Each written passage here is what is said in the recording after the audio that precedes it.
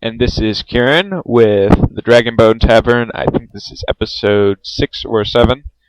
We've been gone for a while, and this has to do with many things. As I posted up for a week, Roken was sick. Another week, I was busy getting the website ready for RSS feeds.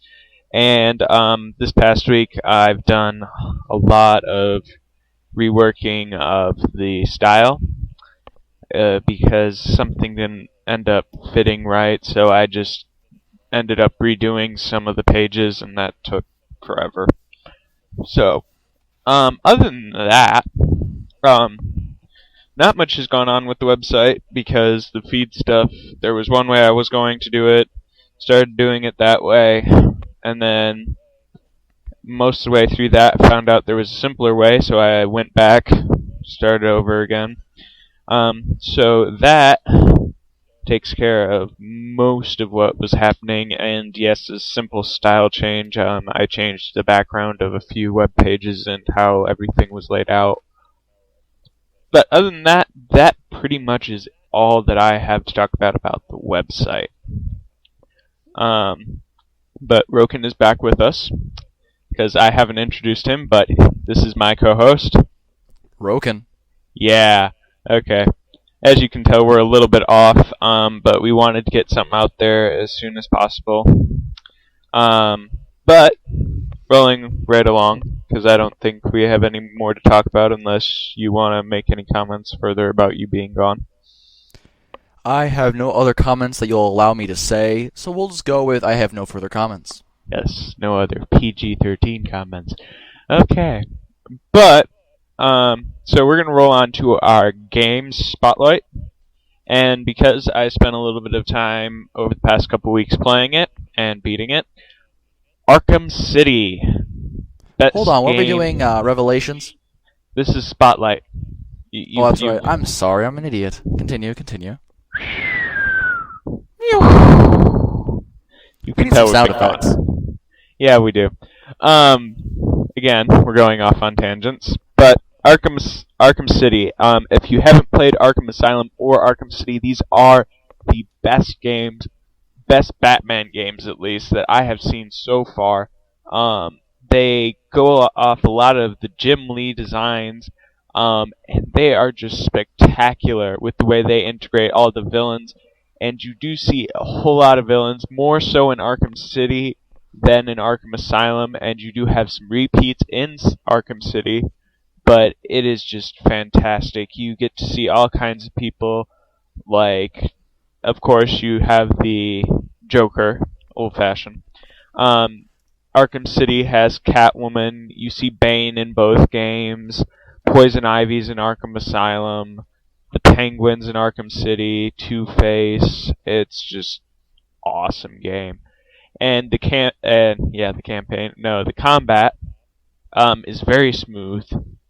It takes a little bit at first to get used to, but once you start playing for a little bit, you'll find yourself just doing things automatically. And yeah, if you haven't ever checked either of these games out, it is worth taking a look-see at them. I'm pretty sure that almost everyone would like them. But if you are not horribly fond of jumpy games, this is a jumpy game at certain points. But not too hard. Arkham City is more so a jumpy game than Arkham Asylum, though. Do you have any comments about Arkham City or Arkham Asylum? I do have a comment about Arkham Asylum. That game, I only played it for a very limited amount of time, but that was one of the best frickin' games I have ever played that featured Batman. However, I played back in the day when I was a young Roken Zelza, before I could even cast Fireball. I used to play the little game pack one. You hooked up with your television, the two little wires, like it had red and yellow. It didn't even have the white plug-in, I don't think. And you had like a little joystick and a button where you just like ran and jumped and you hit the button in order to throw a batarang to kill your enemies. It was a total side scroller like Mario. Now personally, I love that game and I still have that game. But Arkham Asylum beat the crap out of that. Yeah, so if you see it, pick it up. This is an amazing game.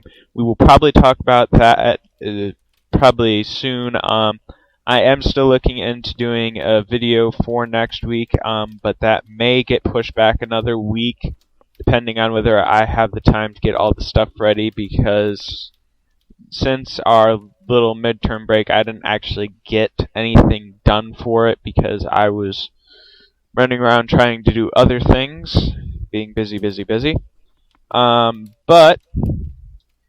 And if you do notice, this episode, as I'm going to make a quick side comment, is uploaded a day late. I'm sorry. Anyways, moving on. If you remember, because it's been so long, we are doing Assassin's Creed, and we are, as Roken mentioned earlier, a little bit prematurely, talking about Assassin's Creed Revelations. And I'm going to let him take over from here to tell you a little bit about the game. Alright, thanks, Kieran. Ow.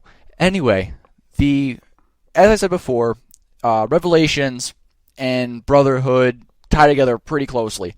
If you remember at the end of Brotherhood, you go into shock as Desmond, and you get stuck in the Animus. Now, in Revelations, you start out. Now, it's a little bit of a time skip. I'm going to warn you on that one. Because when you go, right after you kill the Pope, you have your seizure. You kind of black out there. Then in Revelations, you wake up on a beach inside the Animus. However, it's the Animus testing ground. Now, if you remember, I think it's 16 is his name? The guy who dies? I think it's 16 or 13. It's been a while. 16, 14, 13. I think it's 16.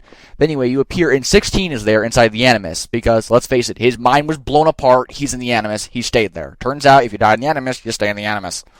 Now, he tells you there's a way to get out.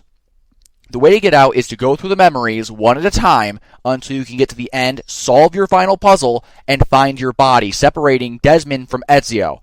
Now, there's an added twist. Because you also mixed up Ezio's mind, you also have to play Altair throughout the game.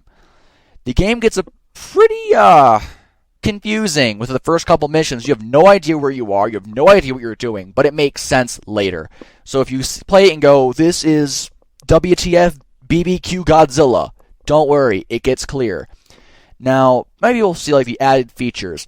The best feature I think there are is actually the bombs, because there's a whole lot of creativeness going into this. It's not like, you found a bomb, ta-da! No, you can get different kinds of shells, you can get different kinds of powder, and different kinds of ammunition for them. You get like an impact shell, it breaks when you throw it. You get British gunpowder, which is really powerful, and you get needles, which fire out needles or nails or shrapnel, I think it's called. I think it's called shrapnel, metal shrapnel, and it blows things apart. It's fun. You can get 3 different kind of bombs: distracting, damaging, and escaping or something bombs.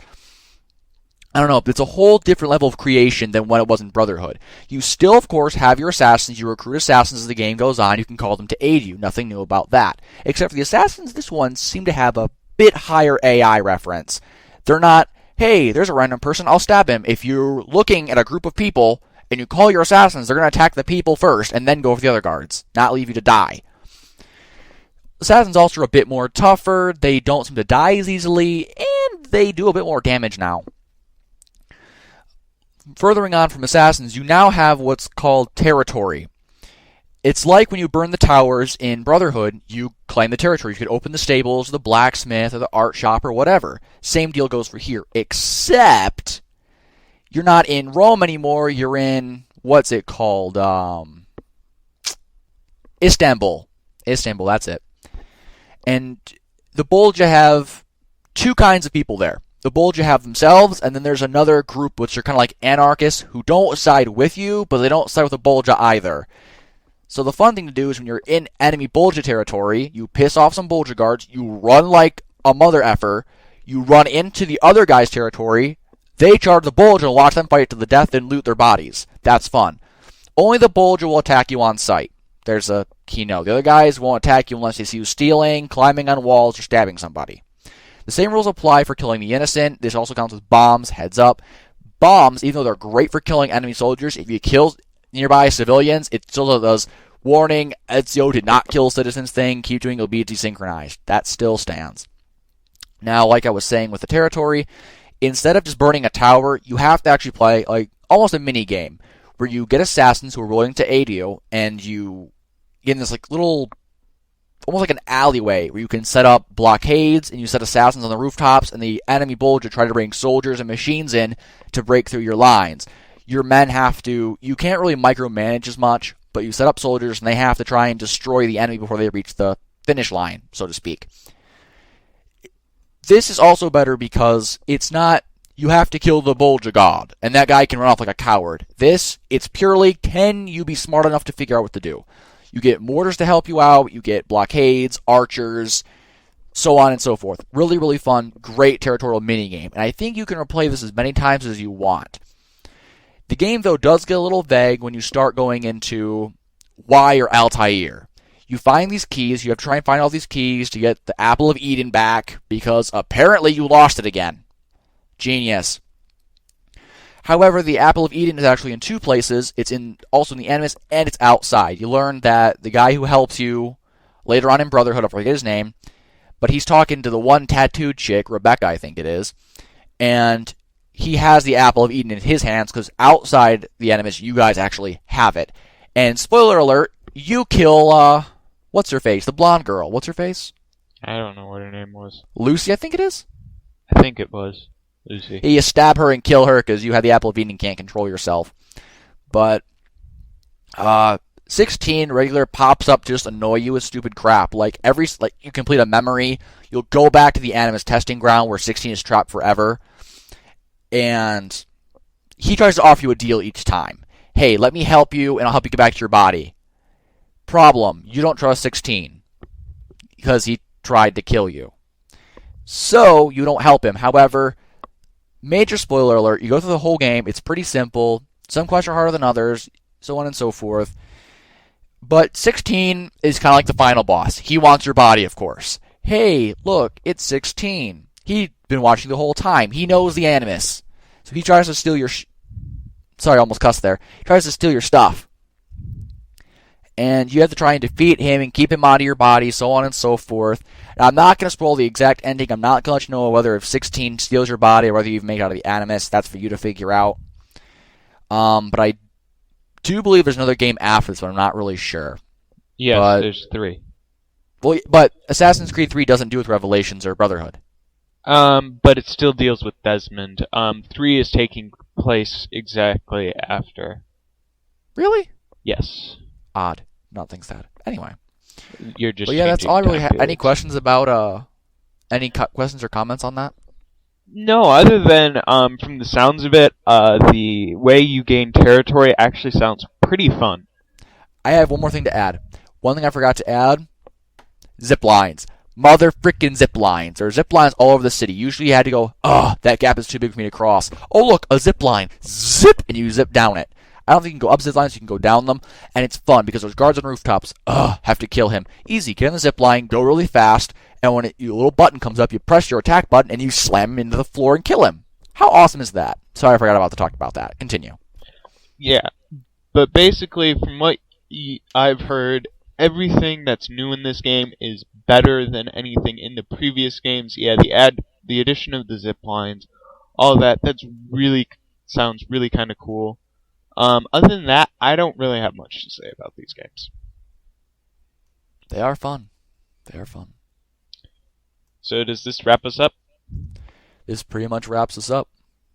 Okay. And now we go into our game ideas. Have you been thinking about anything special or particular? I've got a small one, but I'm not really ready with the details yet. You go ahead.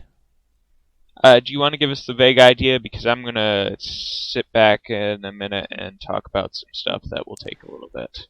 The vague idea of my game is pretty simple. It's a zombie-type game. It's like Walking Dead, or whatever the game where you're a black guy, save a girl, whatever. Anyway, in the game, you're a single person. You're around a teenage level, I'm going to say 18 or 19, not too old, not too young. The zombie apocalypse breaks out in another country. You don't worry about it. Turns out that zombies are intelligent and they can look just like humans and act just like humans, and that's how they spread their infection, is to infect you because other people think you're human. Well, your town gets invaded by these zombies, and now you have to go around deciding who to trust, who not to trust. It'll be very open. it'll be kind of like one of those storybooks where it says, if you choose to go right, go to this page, choose to go left, go to that page, because if you trust the wrong person, later on it'll screw you over and you'll lose all your friends. You might lose a limb or something, but it'll be pretty much like that. So, just as a quick question, is your character going to be immune or something? Your character's not immune to the zombie bites, but the decisions you make can save you from them. Okay. My comments aren't going to be exactly specific because I really don't want to release too many of these details right now, but I'm going to take a minute and talk about CDF for a minute. If you do not know what CDF is, Chronicles of Draconis Flows, I came up with the name a long time ago. This is the current project that I am working on. Roken is sometimes helping with. Sometimes. Yeah, sometimes. I want to make a couple comments. When this game eventually gets done, it is going to have a new combat system. It is not going to be like anything that you're used to. It's going to be based on the normal WASD setup. But I've added it so really that's just where your hand's supposed to rest. Most of and this is all talking about melee combat, because each melee, your magic, and your archery are all going to be very different. Because your melee, you're up close, and a lot of things are going to be fast-paced. You're going to have to move quick, and if you don't, you're probably going to get stabbed. So, just as a quick side of what it's actually going to be like, most everything will be centered around your one hand. And you'll just, to actually do an action, you'll actually just have to click a button. None of this will be actually skill-based like you're used to in games like World of Warcraft and etc. This game, everything is by skill. You have to be able to know how to move as a warrior. You may not be that good at it. And the only other thing I'm really going to express is just because you like dual wielding in other games does not mean you will like it in this game. This game is going to make it extremely hard to dual wield because you have to think about doing both weapons at the same time and using them and not fumbling over yourself, because that will be a possibility of, if you move just right, you could possibly cross your blades and end up screwing yourself over because you lock yourself into a position and open up one side of your character. Though, again, you could still recover from that depending on whether your opponent sees the opening. But going from melee combat, the magic is also going to be something fairly interesting. It's not going to be based on skills again. It's actually going to be putting you in kind of a different... You'll be able to vaguely make out people and things. They'll be fair. Well, they're not going to be vague. You'll be able to make them out, but you're going to be looking at things through a different kind of view. It's more of, you're going to see actually the magic around you, and you're going to use that, and you're going to be able to actually construct these objects in this view, and that is how you'll create your spells. But the thing is these spells are going to want to break away. They're going to try and just disperse into their normal state of magic. And if you don't keep an eye on spells, they can backfire easily that way. Or they'll just dismantle themselves. And you'll have different types of spells. Spells that you have your normal attack spells that'll just do damage. And then you're going to have your shield type spells that will protect you. And shield spells you'll actually have to maintain, but they will be, once they're up, they'll be less likely to deteriorate as quickly as a spell that is being worked on or is actively, like a Cone of Cold or a Force Push type thing. Those are all going to be something that will be a little bit different, because Cone of Cold the instant you stop paying attention to that thing, it's going to fall apart. While while you're building things, things are going to try and fall apart on you. So it's really going to put to the point that mages will not be able to play very well alone. Unless you have the range, so before anything can come up on you, you have your spell up. Because if you actually get hit by something, that'll break your concentration and you'll lose the spell, possibly backfiring on yourself again. Now, probably one of the easiest, other than the fact that you will have no way to know where you're hitting, is bows and crossbows. They will be just a simple point and shoot. If you're close enough, aiming shouldn't be that hard, but if you're close enough, you have a possibility of someone coming after you with a sword, and most bows are going to be made out of, well, they're all going to be made out of wood, and they'll probably break if someone smashes their sword against it, so it's not really a good defensive weapon.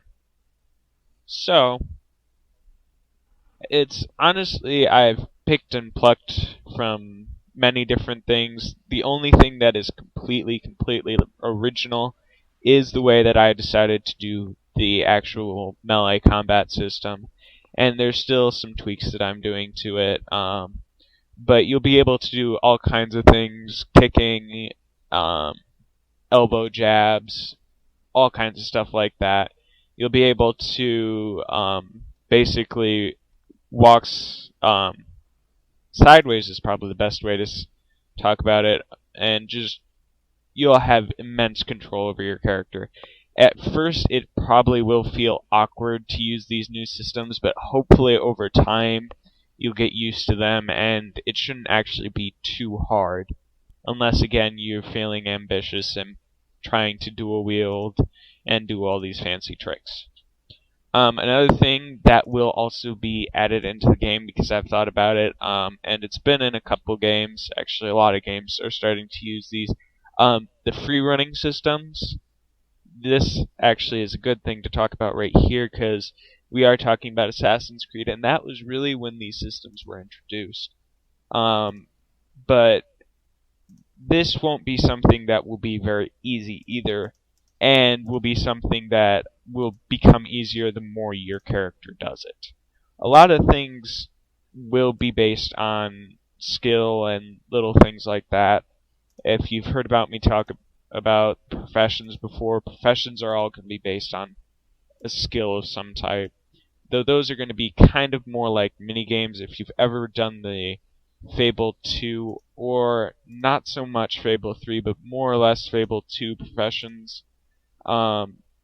it kind of takes from those.